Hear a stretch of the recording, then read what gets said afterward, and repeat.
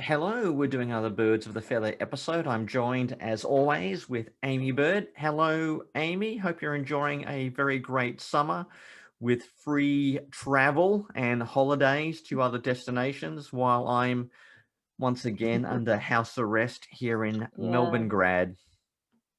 thank you. I have been vacationing. I'm feeling kind of guilty about it. I'm And talking so to you you. should, Aimee. So you should. I mean, my vacation is basically going to the mailbox and That maybe is sad. maybe a 1 hour walk, or if I'm lucky, hmm maybe my wife and I will kind of cast lots about who gets to do the grocery shopping for the day. Do you get to play tennis still, or? Not with other people. I go and hit the ball against the wall at the back of a Oh, stadium. There's a basketball it's stadium, and I lonely. I go to the car park and I hit the ball against the wall. I'm sorry. But Yeah. I've got a brand new tennis racket. Got myself a lovely Wilson Blade 98. So Nice. yeah, I know you got I one of just you. bought a new racket for my son, and I don't know what it was, but it was not cheap. I should know what it is. Yeah, yeah, I I thought it was, exactly. he's picking up an extra sport. I'm like, oh, tennis, that won't be expensive. Yeah, yes, it can be. It can be. Yeah. So yeah, I'll have to chat with brackets with your son one day, Yeah. and we'll see who's what his racket of choice is. But anyway, today's topic, we can cover a few different things. hmm The first, I guess, the big thing, I've been enjoying the Disney's TV series Loki, but even more than that, I've been also enjoying the Mars Hill podcast put out by Mm, Christianity Today, the rise and fall of Mars Hill, which has been really interesting, sort of insight mhm. into how Mark Driscoll and Mars Hill Church became this sort of meteoric celebrity Yeah. pastor, this sort of amazing church plant in all places, Seattle, which is not Yeah. exactly classic Bible Belt kind of area. And watching that and everything that happened, and or at least what we get from the podcast, the story Mhm. of Driscoll himself, and then all the sort of the narcissism, the abuse, and everything like that. That's Right. I found that interesting. I guess partly what I've liked as well is they have humanized Driscoll and to say, look, he did have some Yeah. good characteristics. He wasn't kind of a narcissist all the time. Even Mhm. or not all narcissists spend their time being narcissists 24/7. He did have some sort of pastoral sides, and he was a good communicator, and he kind of helped people out in his own way. But then you get that really weird dark side. And for me, it was particularly when, he had like a PA who just, raised a few questions that maybe he needs to hang around with some more wiser heads. And Yeah. she ended up being accused of heresy. I thought Yes. was, yeah, that was as the kids say, totes cray cray. I don't know what passes Yeah. as heresy these days in Seattle, but Mhm. simply saying your pastor needs to hang out with some wiser minds, I did not think would be one of Mhm. them. What's been, Right. It's what's not all been, yes men. yeah, exactly. That I swear is one of the biggest difference between American and Australian church culture. Um, Mm. in Australia, we're more likely to tell the leader to pull his head in, or some other colourful Yeah. colloquial statements. But I find Americans have this capacity to find a great leader who's surrounded by yes men and sycophants, Yeah. and and that is the cultural thing I really struggle to relate to in the American context as it applies both to churches, uh, celebrity culture, politics, this sort of culture of sycophancy Mhm. is very alien to me. It's very Hmm. alien to me. Well, were you following the whole Mark Driscoll story as it was unfolding in real time? Yeah, I remember, like when Mark Driscoll was a big thing. I mean, Driscoll made a visit Mhm. to Australia. Mhm. Yeah, well, I think it was like 2005, maybe when it was, and the City Anglicans brought him out. Um, Okay. although um, he- from what I understand, by the time he left, it was clear there would not be another invitation given to him to Ooh. come back because he had some choice things to say about the people in Australia that they did not want to hear. Um, Yeah. So that's my understanding of what happened. But yeah, I mean, I knew some people in Australia who were really into him. You know, he was Mhm. big on the preaching network. He always struck me as a little bit like a frat boy who learned to preach. Yeah. You know, he came across Yeah. as bit of a douche who was kind of keen on Jesus. I do feel like even some of the comments that the men were making kinda had that frat boy appeal.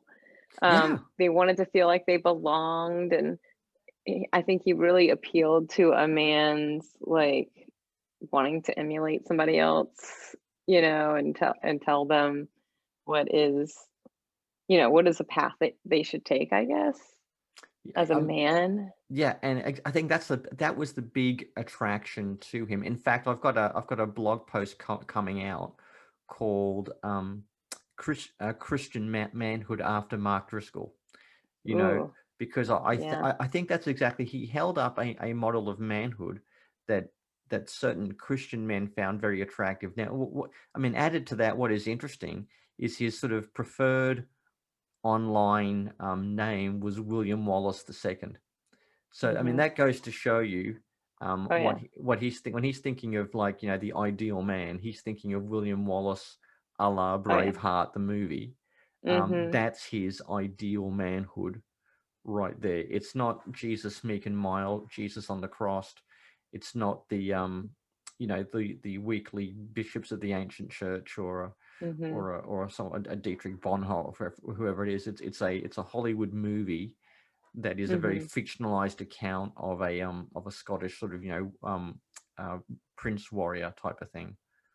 Yeah, and it's interesting because, you're talking about all these other, wonderful godly men that he could emulate, but, he even says that there was some clip of him saying that, like, he had never been a preacher before and never even been a member of a church, and so then he decided to start his own kind of thing. It was a joke, but I think he literally went from, like, college age conversion, you helping the youth, to planting a church somehow. I don't know Yeah, yeah. I think it was. what. Yeah, I think it was something along those lines, but it was kind of with a group.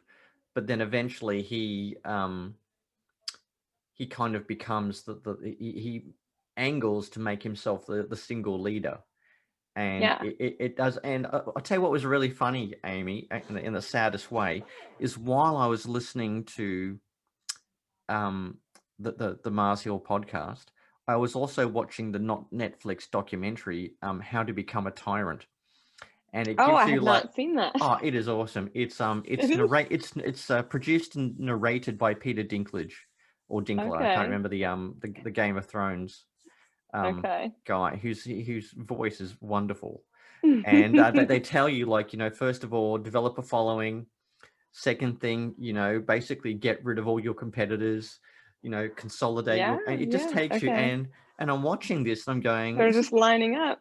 yeah, it was. It's kind of like, okay, first of all, develop a following. Second, get rid of all your Right, competitors. check. And that's what happened. And I thought, wow, there is something onto this. There seems to be a pattern. Now, whether it happens naturally or deliberately, Mhm. that's an open question. But I thought that was, yeah, Well, that's a good having the question two because I feel together like was it's quite both. startling. Mm, I think that, and because he was an abusive pastor and he abused his power a lot, and the patterns that, like, you're talking about, and the patterns in his behavior that are documented in this, it's interesting because it just shows you that sin is not original, you know? They all do the same stuff. And so the pattern's the same because it's sin and it's not creative. It's, they got to borrow from the same plot each time, yeah. try to get power or whatever. Yeah, and it goes to show the importance of recognizing the traits of narcissism, because they have Yes. a habit in leadership and power. They always express themselves the same way. The kind of, Mhm. rewriting the origin story. I planted this church Yeah. from nothing. I came here with nothing and my bare two hands. And although there was Mhm. about three other guys who were with him at the time, but they've all been kicked out and kind of, rewritten out of the church's history. stuff Right. like that, which was, and the same thing with like Bill Hybels, how he started Willow Mm-hmm. Creek. Um, This was more of a business thing, though, for the context of where he was. exactly. So, I mean, there was a whole bunch of things like that. Um, yeah, it's just if you look at all the same traits, it should be easier to spot, and people need to know how to Well, spot a narcissistic leader. that's one thing that I think I'm learning too by listening to this is because, watching from the outside, Mark Driscoll began looking like I saw the red flags pretty early, I thought, and then the train wreck was just, you could really see it coming pretty quickly. And so you keep thinking, why are all these people still at this church? Especially when you're hearing like some crazy things that he's doing and writing, and you don't get it. Why are people staying? And then when I was listening, it really connected some dots in my own life, in my own church situations. But I felt like, I think it was because we're only 4 episodes in right now, and so I don't know if it was the third or fourth episode when Mike Cosper was talking about that. He kind of has a theme of it running through, like the tolerance that people have for Hmm. abuse and how they actually prefer a narcissist sometimes. And then the last part of it, I was really thinking about all these testimonies they're giving, like you were saying earlier. He's more complex than just like the caricature narcissist that you think of that's always doing the horrible things. Um, he he and his wife opened their homes up in really generous ways to people in the congregation, and there was just this raw community built that they fostered. And the whole time I'm wondering, is that grooming, or is that the good part of them that Hmm. is in contrast with the bad part of them? Which one is it? Because these people felt very invested Yeah. after that, and then they invest in the community, and they're talking about like these baptisms, baptizing their own children there, and how intimate and invested they were. So they Hmm. were willing to overlook some of the other stuff because they didn't want to leave behind the good. It's just so much more complex than you think. Exactly, and I think that's true in a lot of places. Bad people do not spend all their time being bad, Mhm. and and that's what makes it the sort of the breakup so difficult, because people Yeah, finally weigh up that the costs outweigh the benefits, or whatever right. sort of relational metrics that you measure Yeah. things It in. sounds like there was real community Mm. there, which that makes it really hard to walk away from. Exactly.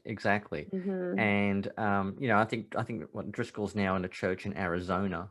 Yeah. And people are, I think I just read online this morning, people are raising questions about his fitness to continue in any pastoral office.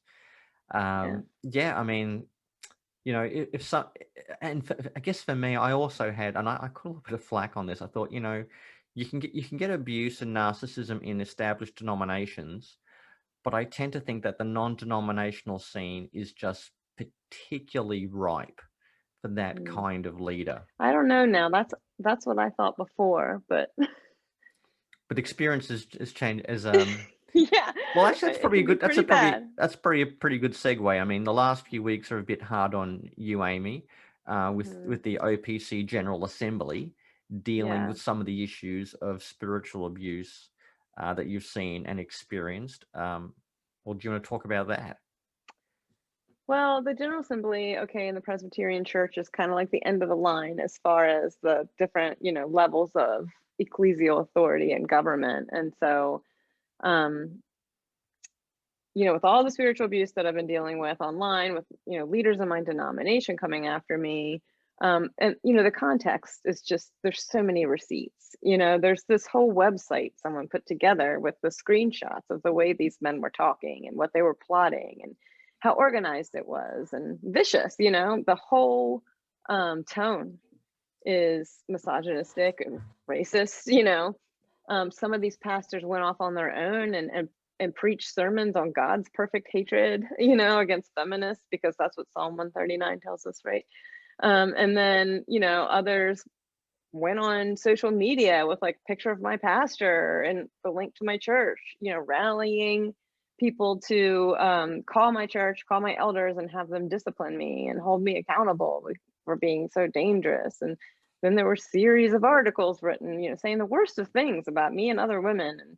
And these are by pastors and elders in my denomination and other Reformed denominations. But I was pushing back against, something.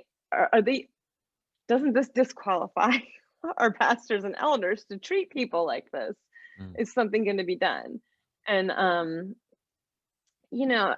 of the naivety I had, I guess, and the trust in the system, and I've just learned now through the different processes how hard it is to actually stop abuse and how much it costs to go through the process. And the spiritual abuse that I've gone through, I feel like it's bad in the sense that it's so public, and then each decision, I think, is more of that. But to think, and who I'm hearing from, so many others who are have gone through sexual abuse and then are re-traumatized when they go for help, and don't even have the luxury of using the process to get any kind of formal justice or help in that way. So if they're not getting immediate help, and then the shame is just being lobbed on them, more and more, and the pain and the not being able to escape. I made a plea for our denomination to hire Grace, which would be a third party that could come in and hear these stories, and women who have left, or men who have been abused and left the denomination, can even fill out the survey.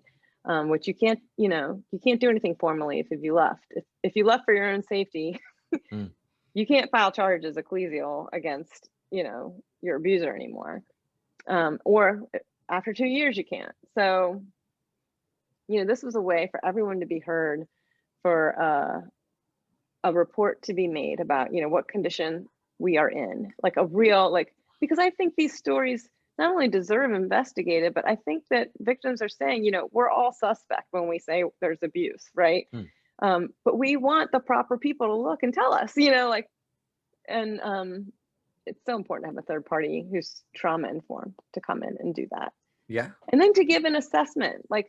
It's not like, oh, you need to change everything in your ecclesial order, but here are some things that we can implement in the process to be more focused on the actual people instead of the process itself, and to care for them.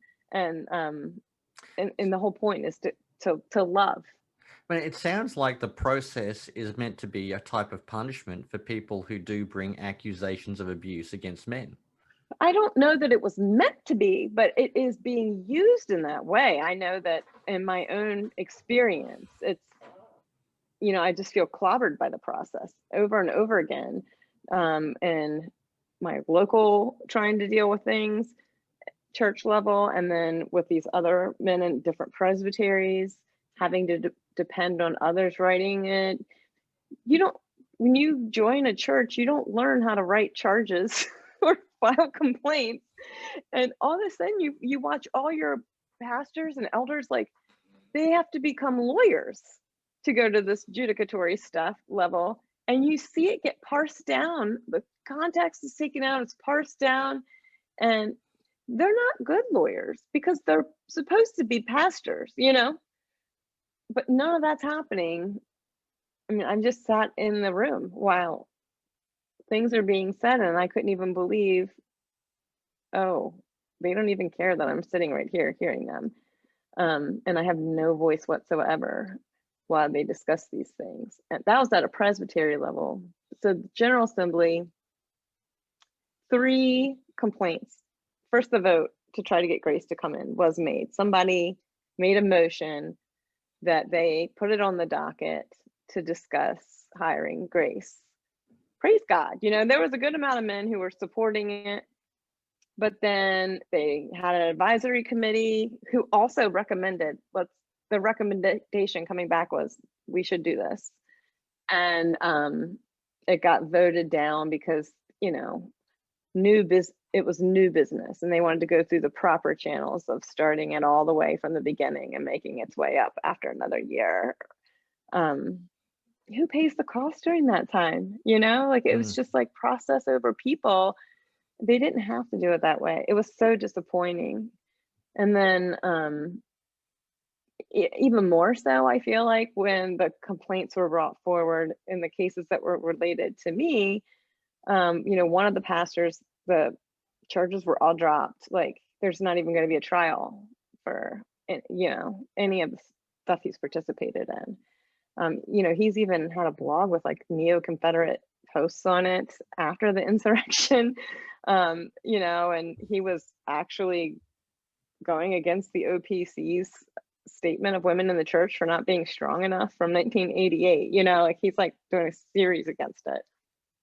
Weird stuff. And he just silently removed it before this big meeting, and a man got up and said, "Hey, I'm working with him." And you know, I guess the sentiment was that he's changing, and just thought, what? Wouldn't his, you know, the people that he's harmed be the first to know he was changing because he would be repentant and sorrowful? Haven't heard from the guy. You know, wouldn't he actually retract his writings instead of quietly remove them? So that's it. That's the end of the line with that case. And then 2 complaints were sustained. I'm glad they were filed because, you know, one pastor said that, you know, me and Rachel Miller were ruthless wolves while he's in the middle of a trial. He's saying all this horrible stuff about us and nobody stopped him. So one of the complaints was he should have been stopped by the presbytery for, you know, reviling these women who are members in good standing in our denomination who weren't even there to defend themselves. That was sustained, which, okay, that's great. The language in it. What was the punishment though? What did he get? Yeah, well, the punishment he got, and that was one of the other complaints, because he did 2 things. He was there for 2 things. He wrote a letter to his congregation and threw his presbytery under the bus. And that's when the charges, they took over the charges from the original people who wanted to charge him. That's when they were upset.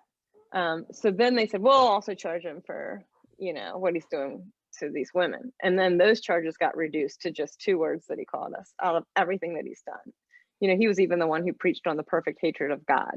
Like that got thrown out as, you know, it was the most despairing sermon you've ever heard. Like he gave that sermon to a congregation.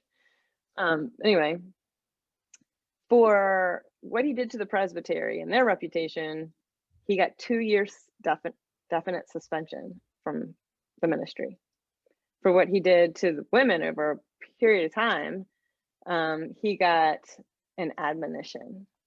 Okay, so the spiritual abuse of women gets a slap on the wrist, but not even. Because he could have, a rebuke was the next level up of severity. He didn't even get a rebuke. Admonition, then a rebuke. Yeah, sorry, I mean this Presbyterian smack talk is kind of new for me. It's like it's like, dude, Presbyterian smack talk. Yeah, I'm gonna admonition you. Well, I'm gonna rebuke you. Yeah. Way to escalate things. Admonition. Yeah, so that's all. And so there was another complaint, thankfully, which rightfully so, of the unevenness of his censor, and that the admonition one was not strong enough.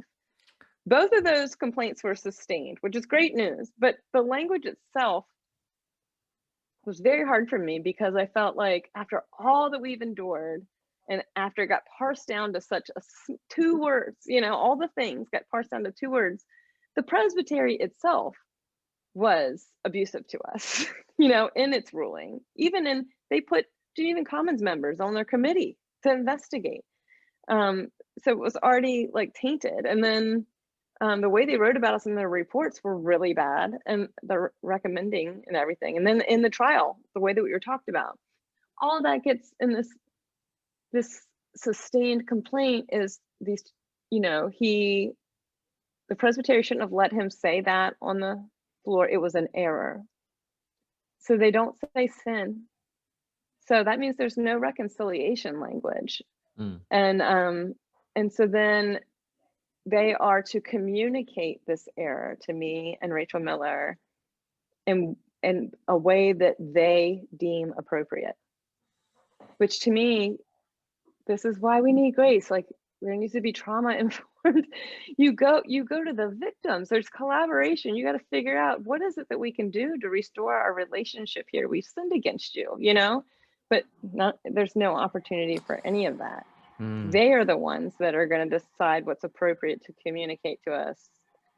And so basically, I guess we'll say they've erred. They've aired. Okay.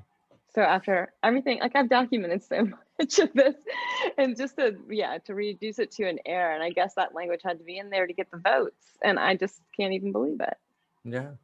I mean, that, because it's so dehumanizing. Yeah, I mean, that does sound crazy. Like they're more worried about the guy who was breaking ranks with his presbytery than the actual issue that he broke ranks over, which is the women, and then this other presbytery who's also inflicting these sorts of language and revilements against women. It's it is.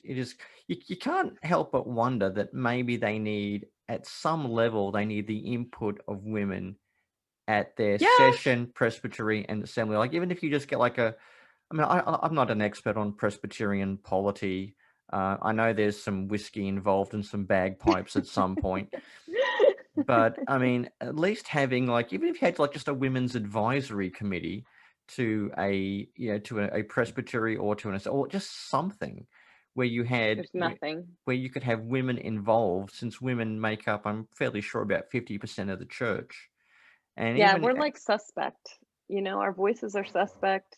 Yeah, that's that brings us to our next topic, which was Kevin DeYoung's review of Beth Allison Barr's book. For those who don't know, Beth Allison Barr, a historian at Baylor University in Texas, wrote a book called The Making of Biblical Womanhood, looking at how complementarianism is more shaped by certain cultural and historical factors in culture rather than by the Bible. Kevin DeYoung's gone out and written a critique of it. Now, some aspects of this critique I think are valid, or at least have some sort of point. And Beth Allison Barr's a big girl; she can answer for herself. But there were three things about what Kevin DeYoung did in his review that really kind of irked me. Okay. The first thing he did is he talks about Beth Allison Barr's story, how she was sort of I don't know what the appropriate language is, mistreated or abused or taken advantage of by a boyfriend. Okay. Something that was, grossly inappropriate and violating as well. And in light of that, what Kevin DeYoung says is basically, and with all the other things that's happened to her with her husband at the church that they left. And he then says, well, there's two sides to every story, with a sort of reference to Proverbs 18:17, which is kind of like, when one person speaks, it seems true. Then when it's cross-examined, something else seems true, which is flat out just casting aspersions on the truthfulness of her claims about what happened to her. And can I tell you how many times I've seen that Bible verse in Genevan Commons, that group that is always coming after me? Yep. And then I've heard it in these trials. It's like their favorite verse for some reason. The oddest part about it is that when it says the one who states his case first, the person coming forward is the other side of the story. They're the ones asking for them to come and examine, like the second part of the verse says, that's what they want. So, I mean, they're not even using it right. Well, I think Proverbs 18:13 is the John 3:16 of male abuse. Yeah. I think that's it. That and Matthew 18. Oh, yeah, exactly. So I don't know what verse it is, but the whole come to them. The whole disciplining in the church thing. Yeah. So so I just could not believe that he was, to cast aspersions on some woman's testimony that she's been abused or mistreated by this previous boyfriend, by what happened at church, and various misogynistic students. I just thought, who would do that? I mean, and I actually wrote this down, Mike, because I didn't read the review until today before we could talk, because I didn't really want to. And then you said, let's talk about this. I'm like, okay. So I read it today and I wrote down a couple of things. And I actually wrote down that sentence because I found this interesting. He's talking about Beth Allison Barr before that. And when he gets to that line, he says, do the author's scars get in the way of a fair hearing? And I thought, now she's the author. Like, he had to dehumanize her to even be able to make this remark. You Yeah. know what I mean? He couldn't say her name there. So he says, do the author's scars get in the way of a fair hearing? That's victim blaming, but you have to dehumanize them first so it sounds better. Yeah. Oh, and this was the catch. He says, well, maybe we can't trust her story about abuse and mistreatment. But if she was abused and mistreated, then obviously she can't be trusted to offer a reliable critique of the ideology that's responsible for her abuse. Yeah. I mean, but she's hysterical one way or the other. Right? But the message either way is you can't trust women. You can't trust women. And that was the message. Now I've written to Themelios, asking them to reconsider taking out that line from Kevin DeYoung's review. I don't know what's going to happen in that space, but I mean, yeah, I mean, you could. I mean, Kevin DeYoung had this critique of Beth, Allison, Barr. Fair enough. I mean, if he wants to criticize her reading of history, but those lines, for me, it was a feat of pastoral irresponsibility and callousness that I could not comprehend. I just could not comprehend. And if you're pastoring a church where there are women, I mean, presumably you'll be dealing with everything from, you'll have a people where there are, relationship breakdowns, abuse, people who've got history of trauma. I mean, you kind of shepherd and care for these people through their various stages of life and their life experiences. Right. So I just cannot imagine. I mean, if you wouldn't say that sort of stuff to a person in your congregation, why would you write that? But I'll tell you what, Mike, I'm hearing a lot of stories, and it is being said in the congregation. It is being said to the women in the church. Yeah, I mean, I think reporting horrible abuse and then hearing that, you're just trying to cover your own sin and, you're ruining this man's reputation. Yeah. I think we need a moratorium on using Proverbs 18:17 in the context of, domestic abuse, spiritual abuse, and any other sort of, violence. We need to stop quoting that verse because you gotta use it in its right way. Yeah, it's a great way to do legal proceedings when you got tested, but it's not how you do pastoral care when someone claims they've been abused. And Kevin DeYoung, he says that Beth, Allison Barr, reads with a hermeneutic of suspicion when she reads complementarianism and stuff. But what you're explaining of how he set up the whole review. I'm deeply suspicious. He's made, the woman's voice very suspicious. So it's just, it really makes anything that he wants to say, overshadowed by this kind of, the way that he's framed it, which is funny because he's saying the same thing about our book. Yeah, exactly. But there we are. Well, it is, this has been a depressing episode, Aimee. This has been a depressing episode. I mean, I'm kind of like under house arrest. I mean, that part is really depressing. Yeah, we've got. I don't know, when do you get your second shot? Monday. Monday coming. Good. I get my second Pfizer. Nice. I'm hoping I can return back to the tennis court and maybe crack a few balls around. I mean, the good thing is I'm on sabbatical, so I've got some good writing projects I can pursue. But I was going to say, no, it's more of the depressing, the listening to the Mars Hill podcast is a bit of a historical train wreck in pastoral leadership. What you've been through with the General Assembly and the various presbyteries, and then, I was a little bit, maybe not depressed, but kind of disappointed and befuddled by Kevin DeYoung's review. And it just confirmed, so much which is wrong with the world. I mean, I saw a real funny thing on Twitter. It was kind of like a meme from The Office, where there's one character says to a girl, says, like, girl, I like you, but you need to find your own crazy side. And I feel like that. I mean, that line itself cannot necessarily be helpful, but I feel like in certain parts of church leadership, that's how it feels like. I love the church, but there's got to be an uncrazy. Is there some adults around here who can stand up and offer a voice of sanity and responsibility in the face of some of the bad things that we see? Mm-hmm. Yeah, that's sort of, I guess my final thought And for I the day. think there are. um, I just don't think that they've been working as hard as, but crazy as you put it. So, and it's hard because I think even if this goes back to Beth's book again, is, one of his arguments is that she puts all of her arguments against complementarians as a whole into this patriarchal box, and that she treats them all the same, that they have a variety of beliefs. And he says, some things even make him cringe that he sees online, and he feels like she's going after, I guess, the low-hanging fruit is, I guess what I'm thinking of how he put it.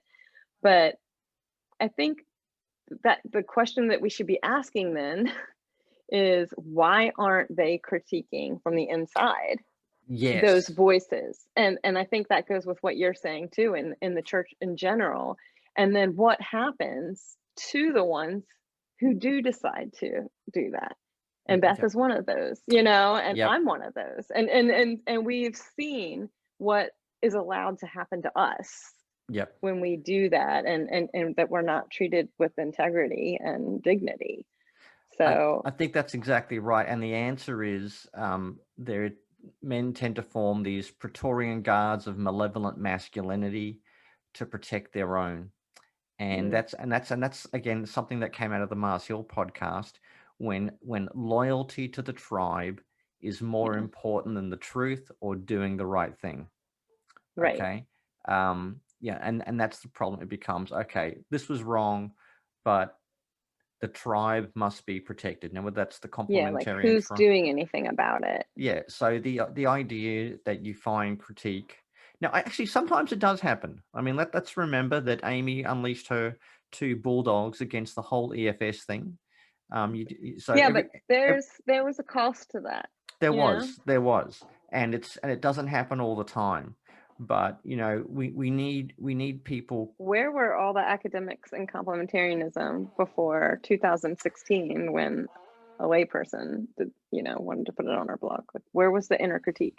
Yeah, it's it wasn't so much coming from, there was a critique, but it wasn't coming from that side. Not from the inside of our circles. Exactly. So, and that's the problem. And you just have to hope that eventually leaders can rise up within and despite these sort of tribal and self-protectionist cultures, and be actually concerned with doing the right thing, which is shepherding the men and women in their care, not kind of, making sure that they've got credentials with the people with the big platforms, and so they get invited to the right conferences and they get the good book deals and that kind of thing. That I think is a big part of it. Yeah. To be somewhat cynical, but otherwise that's probably a good note for us to end on, albeit maybe somewhat sad. No doubt Aimee will now can sell herself with bourbon and donuts, which I've That's been. right. Actually, I don't have any donuts. Now, what are those weird things? Fast nuts. Fast nuts. Those weird, apparently German indigenous Tinklings, donuts. Yeah. That. Okay. Well, one. Fantastic. Is this a southern thing or a northeast thing again? It's a German thing. I know it's a German thing, somehow got brought to us. And I mean, I'm not exactly Southern, but yeah, I think it is. I don't know if it's an East Coast thing, or because I'm on the East Coast too. But I mean, all around my parts. Okay, so we got Fat Tuesday, Fast Nut Tuesday. Okay, for Fast Nut and Bourbon for Aimee. Kinkling Day. Kinkling Day to resolve her issues. Okay, well, I think that'll do us for today, Aimee. I'll have to go once again Google these Fast Nut things and this Inkling Day, and or Lord willing, if I get to America in 2022, I'll have to go looking for some. So yeah, I've got to find out. Help you out. Yeah, we'll see how we go. Okay, well, all the best as always, Aimee. You too, Mike. Good talking to you.